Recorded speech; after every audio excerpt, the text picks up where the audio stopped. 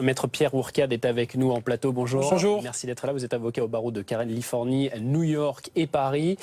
Ces informations donc de BFM TV, cette conversation entre les deux parties qui a duré moins d'une minute au téléphone, c'est mal engagé. Ils n'ont pas trouvé d'accord.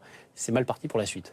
Ça c'est mal parti dans la mesure où ils demandent quoi? Ils demandent l'application du droit français immédiat, comme si le testament était soumis au droit français. Bon, déjà, c'est un premier point d'achoppement.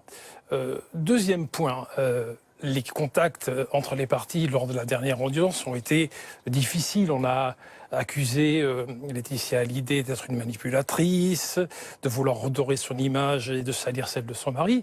En fait, on dit en gros, Johnny Hallyday c'est un saint, il n'a pas pu déshériter ses enfants. Et si Johnny Hallyday est un saint qui n'a pas voulu déshériter ses enfants, Laetitia Hallyday c'est le démon dans cette histoire. Et donc c'est le premier point.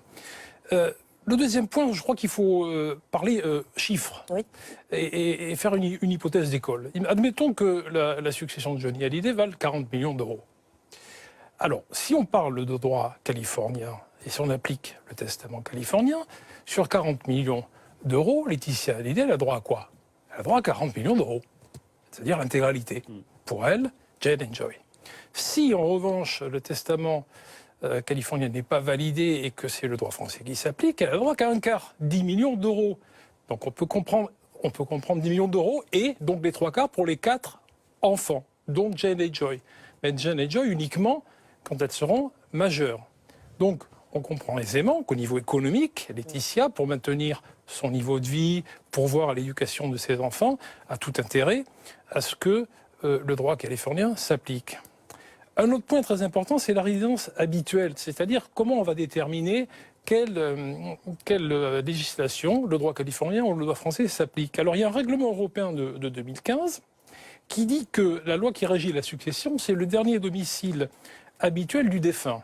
Mais il n'y a pas de critères précis, c'est un faisceau d'indices, c'est-à-dire Johnny Hallyday, il avait une carte verte, il vivait en Californie depuis 10 à 15 ans, donc c'est un ensemble de critères. Ce n'est pas l'administration fiscale qui va décider si Johnny Hallyday était résident californien ou pas.